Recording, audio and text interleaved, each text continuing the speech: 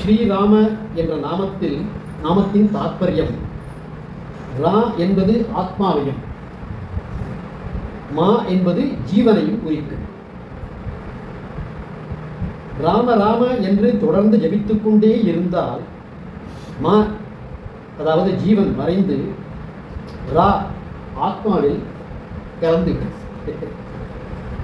பகவானுக்கு எந்த டாபிக் இருந்தாலும் கடைசியில் அதெல்லாம் ஆத்மா தான், ஆத்மாவில் கலந்துவிடும். ரா மாத்திரமே மிஞ்சும், ஆத்மா மாத்திரமே மிஞ்சும். அந்த நிலையில் தியானத்திற்கு சுய முயற்சி இருப்பதில்லை. இந்த இடம் புரியுறது அவங்களுக்கு. ராவில் ஜீவன் மறைந்து ஆத்மாவில் கலந்துவிடும், ஆத்மா மாத்திரமே மிஞ்சும். அந்த நிலையில் தியானத்திற்கு சுய முயற்சி இருப்பதில்லை. புரியுதா? அதுதான் கண்டவன் எவன கருத்தினுள் நாட கண்டவன் என்றிட என்றது கண்டு. ஆத்மா மாத்திரம்தான் இருக்கு. அதனால அப்ப ராமராம தியானம் பண்றவன் தான் கிடையாது. என்றாலும் தியானம் நடந்து கொண்டே இருக்கும். இதைத்தான் பகவான் அஜபா ஜபம் அப்படின்னு சொல்றார். வாயால் ஜெபிக்காது நம்முடைய மனதுக்குள்ளேயே தொடர்ந்து எப்போதும் இதயத்துக்குள் இருந்து கொண்டிருக்கும் அந்த மந்திர தாரகைக்குத்தான் அஜபா ஜபம் என்று பெயர். இது சாதாரண கேட்கிற வாழ்க்கை அப்படிலாம் ஒன்று இருக்குமா அப்படின்னு தோணும். இருக்கு. இது நம்மள மாதிரி சாதாரண மனுஷா அவள் லைஃப்பில் பார்த்தது சொல்லியிருக்கா, அனுபவத்தை சொல்லியிருக்கா. பார்த்ததில்லை, அவளுடைய அனுபவத்தில் ஏற்பட்டதை சொல்லியிருக்கா. அதில் ஒருத்தர் தான் ஆர்தர் ஆஸ்போன், பகவானுடைய மெய்யடியார்கள் ஒருத்தர். அவரும் அவருடைய இன்னொரு ஃப்ரெண்டு டேவிட் மேக்லீவர். டேவிட் மேக்லீவர் பகவான் கிட்ட உபதேசம் வேணும்னு கேட்டார், ஒரு பிரத்யேக அட்ரேஷன் எதிர்பார்த்தார். அதெல்லாம் பகவான் கிட்ட ஒன்றுமே கிடையாது. அவருக்கு பிடிக்கல, விட்டுட்டு போயிட்டார். திருவனந்தபுரத்துக்கு பக்கத்தில் போய் எங்கேயோ ஒரு கேரளா சாமியாரை பிடிச்சு விட்டார். தேர் இஸ் நத்திங் ராங், அவளுக்கு யாரை பிடிச்சதோ அவங்க போகிறான். பட் அதுக்கப்புறம் he was going on insisting, Arthur Osborne நீ இங்கே வா, நீ இங்கே வா, நீ இங்கே வா, இந்த குரு தான் ஒஸ்தி. இவர் ஒன்றும் பதிலே போடலை. தேவேந்திர இருந்தார் ஆர்தர் ஆஸ்போன். அவர்கிட்ட ஒரு ஃபைனல் வார்னிங், நீ இந்த நாளைக்குள்ள இங்கே வந்து சேரலைன்னா இதனுடைய விளைவுகள் ஒரு ரொம்ப மோசமாக இருக்கும்.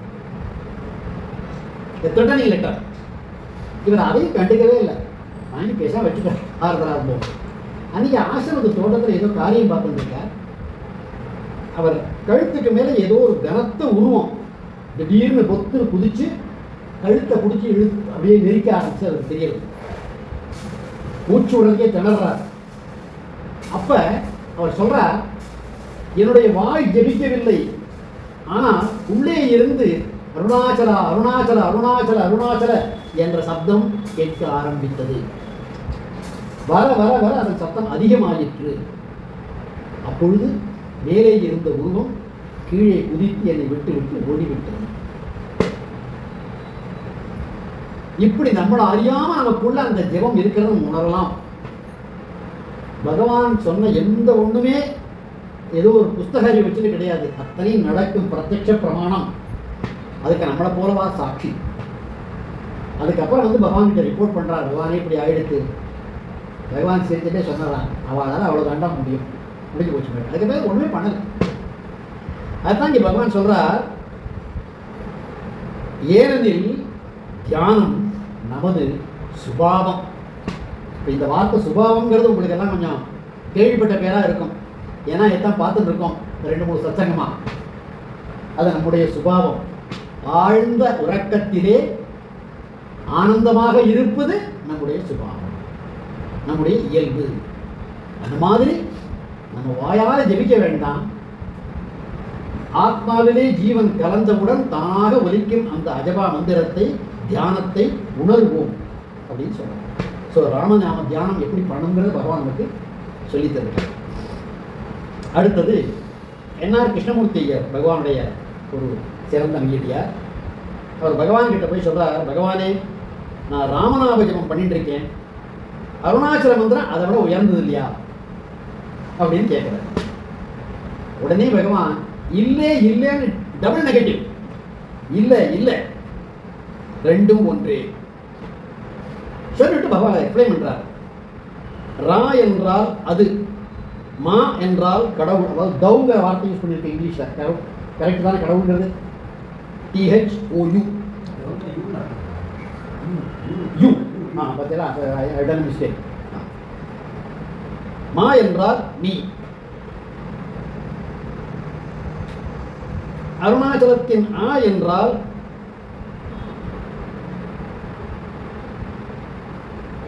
அது. ரூ என்றால் கடவுள். இல்லை, மறுபடியும் இங்கே தௌ தான் இருக்கு. So I have taken it as கடவுள். யூ இல்லையா, தௌ THOU. ஏன்னா இது பைபிளில் வரக்கூடிய வார்த்தை அடிக்கடி கணேசன் நான் போட்டுப்பேன், எனக்கு ஒன்றும் புரியாது, ஏதோ அப்படியே படித்து போவேன். You okay. ரூ என்றால் நீ, நா என்றால் கலை. உன் மனத்தால் ராமநாமம் என்னும் ராமா என்னும் நாமத்தை விஷ்ணுவின் கையிலே உள்ள சுதர்சன சக்கரம் போல சுடல விடாமல் மனதுக்குள்ளேயே எரி. ராமநாமத்தை ஜபிக்கிறப்ப நம்ம மனசுக்குள்ளேயே விடாமல் ஜபம் பண்ணுங்கிற. இந்த கையில் மாலை எடுத்து விட்டுறதெல்லாம் கூடாதுங்கிறார் பகவான். இது உலக ஏமாத்துறதுக்கு, ஒன்றை ஏமாத்திக்கிறதுக்கு.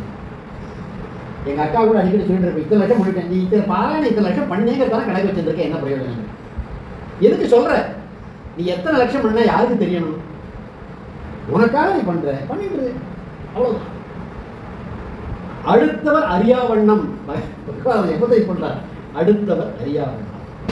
ஸோ ராமநாமத்தை ஜெபம் பண்றதுங்கிறது இப்படி பண்ணணும் பகவான் சொல்லி கொடுக்குறாங்க. இது ராமநாமத்தை விட அருணாச்சலங்கிறது உயர்ந்ததெல்லாம் இல்லைப்பா, ரெண்டும் ஒரே நாமம். இந்த சிவவிஷ்ணு வேதத்தை இப்போ நம்ம படித்தப்போ கூட இந்த சகஸ்ரநாமத்தில் இருந்தது. சிவவிஷ்ணு வேதத்தை அடியோட ரிமூவ் பண்ணுறவர்னுட்டு அதை ரொம்ப தெளிவாக எடுத்து காட்டக்கூடிய ஒரு நிகழ்ச்சி ராமச்சந்திரமூர்த்தியுடைய வாழ்க்கையிலேருந்து பகவான் எடுத்து சொல்கிறார். இந்த மாதிரிலாம் பகவான் நிறைய கதை சொல்லியிருக்காரு. அது அன்றைக்கி இருந்தவெல்லாம் பாக்கியம் பண்ணலாம். சாதாரண பகவான் மௌனமாக இருப்பார்.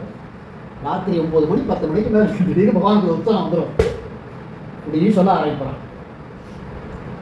அந்த மாதிரி ஒரு நாளைக்கு சொல்ற,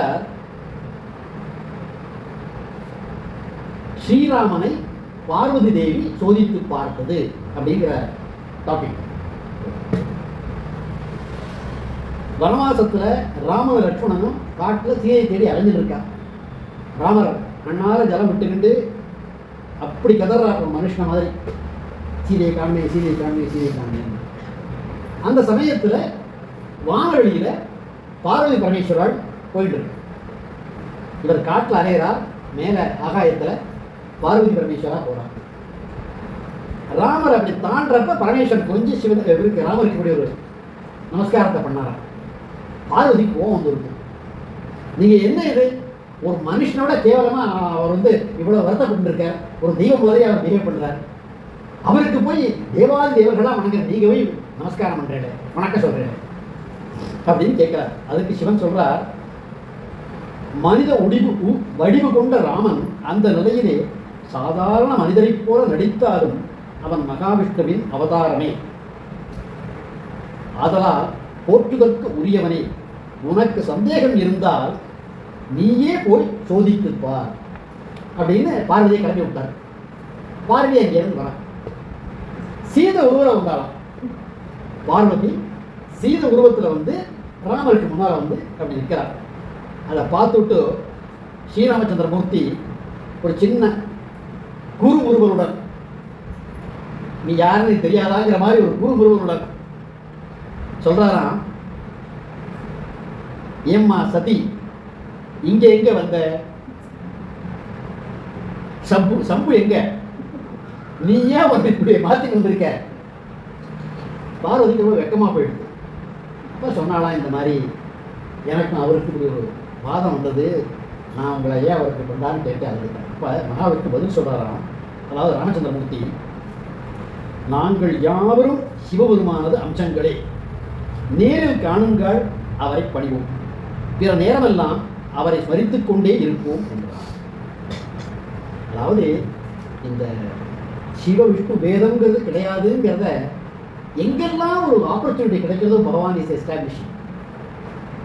அதனால் இன்னைக்கு ராமநவமி இன்னைக்கு நம்ம பகவான் சொல்லி இந்த கருத்துக்களை மனசில் வாங்கிக்கிட்டு வருகிறார். Latest enter into our session. செஷன்னு சொன்னால் மற்றொரு சாங்களோட கோவம் வந்துடும். அப்படிலாம் சொல்லக்கூடாது அப்படின்ற சத்சங்கம். இப்போ இன்னிய சத்சங்கத்தினுடைய முக்கியமான பர்பஸ் என்னன்னா, போன சத்சங்கத்தில் நமக்கு ரேவதி ஒரு கேள்வி கேட்டான். ரொம்ப ரிலவெண்ட் கேள்வி, கடைசியில் கேட்டான். அதனால் எல்லாரும் அதை வந்து எவ்வளோ தூரத்துக்கு நோட்டீஸ் பண்ணி அது புரிஞ்சுதுங்கிறலாம் தெரியாது. அதை விவரித்து அது சம்மந்தமாக உள்ள பல பாயிண்ட்டுகளை இன்றைக்கி பார்க்க போகிறோம். அதுதான் இன்றைக்கி சத்சங்கம். இப்போ ஃபர்தராக யாருக்காவது டவுட் இருந்தாலோ கேள்வி இருந்தாலோ கேட்கலாம். அதாவது ரேவதிக்கு வந்த டவுட் என்னன்னா, இந்த காரண சரீரம் அப்படிங்கிறத பற்றி பகவான் காரண சரீரம்ங்கிற வார்த்தையை ஒரே ஒரு இடத்துல தான் எனக்கு தெரிஞ்சு என்னால் கண்டுபிடிக்க முடியல, அதுக்கு மேலே ஒரு கால் யூஸ் பண்ணியிருந்திருக்கலாம். ஒரே ஒரு இடத்துல தான் சொல்கிறார். அதாவது காரண சரீரம் ஒழிந்தால் அத்துடன் ஜீவனது அனந்த ஜென்ம குவியலாம் சஞ்சிதம் ஒழிகிறது. இந்த ஒரு இடத்துல தான் அவர் சொல்கிறார். மற்ற இடத்துல சொல்லியிருக்கிறதா தெரியல. ஆனால் இதை சாதுவும் அவர்கள் இந்த காரண சரீரத்தை ரொம்ப இன் டீட்டெயிலாக எக்ஸ்பிளைன் பண்ணியிருக்காரு.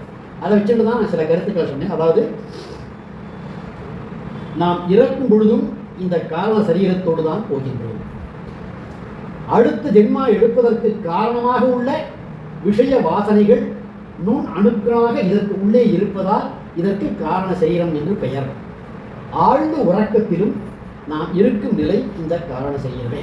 இதெல்லாம் வந்து சாது ஓம் அவர்களுடைய கருத்துக்கள். இதில் ரேவதி அம்மாவுக்கு ஒரு சந்தேகம். வாசனைகள் ஒழியணும்னா காரண சரீரம் ஒழியணும்னு பகவான் சொல்றாரு, அது தானா அழிஞ்சிருமா?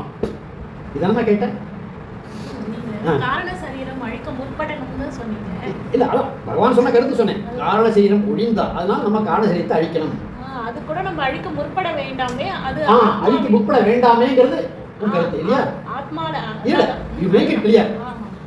காரண சரீரத்தை அழிக்க நாம முற்பட வேண்டாமே. அது பகவான் சொன்ன மாதிரி அந்த நான் யாருன்ற அந்த இதுல போயிட்டு நம்ம அந்த இதுல நிலைச்சிருந்தா இல்ல, அதில் நிலைச்சிருந்தா என்ன நடக்குது இப்போ அதான் பார்க்க போறோம்.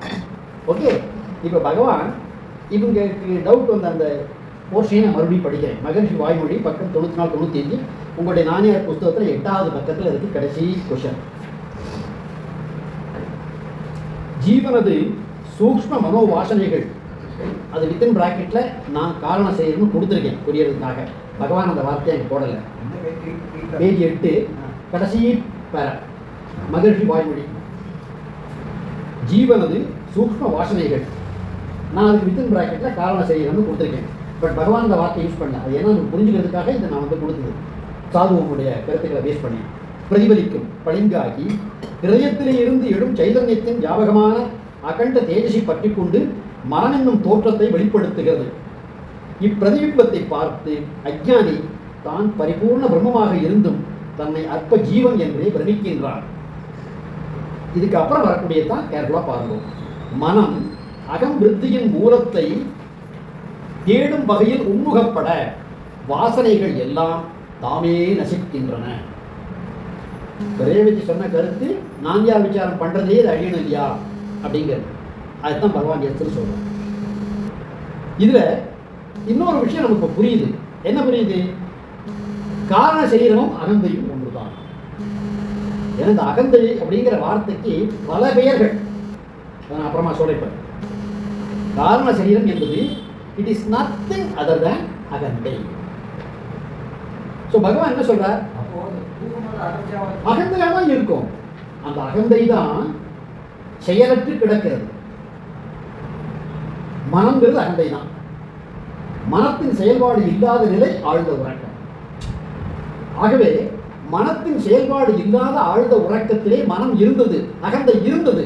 அந்த அகந்தைக்குத்தான் காரண சரீரம் என்றும் ஒரு பெயரை சொல்லுகிறார்கள்.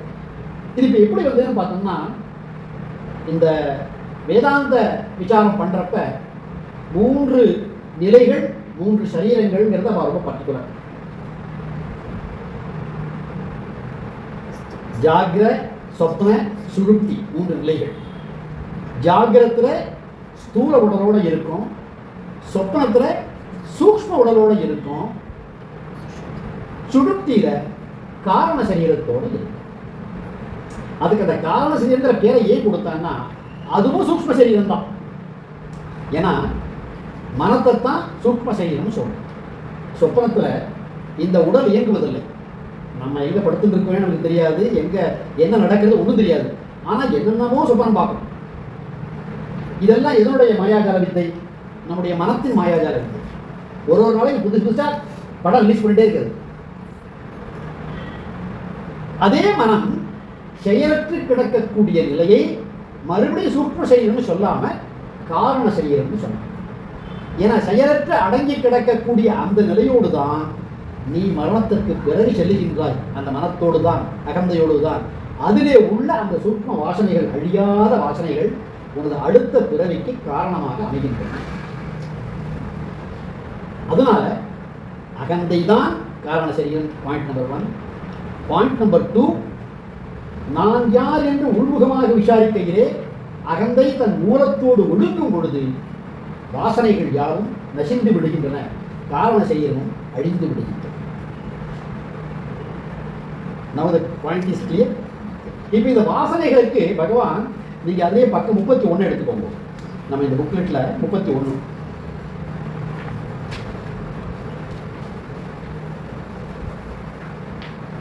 துணை பொருள்னு போட்டு கொடுத்துருக்கேன் பாருங்க. 2வது பாயிண்ட்டுக்கு வச்சனாமிர்தம் 1/240 ஆரம்பிக்கிறது.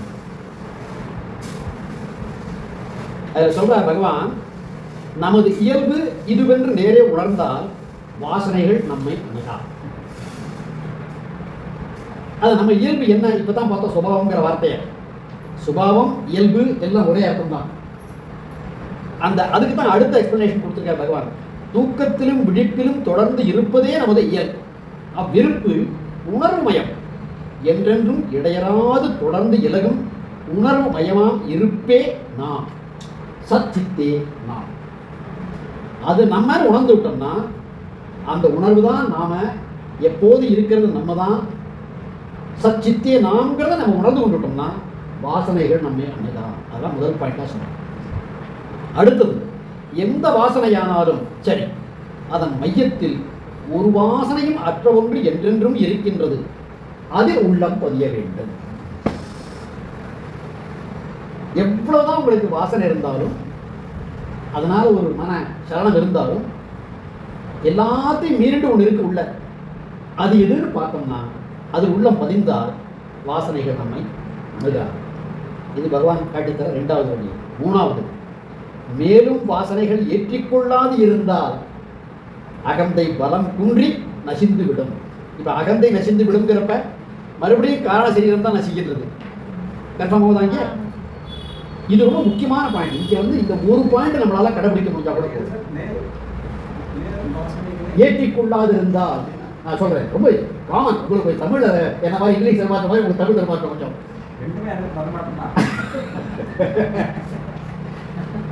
ஒருத்தருக்கு சினிமா பார்க்கறதுங்கிறது வழக்கம்.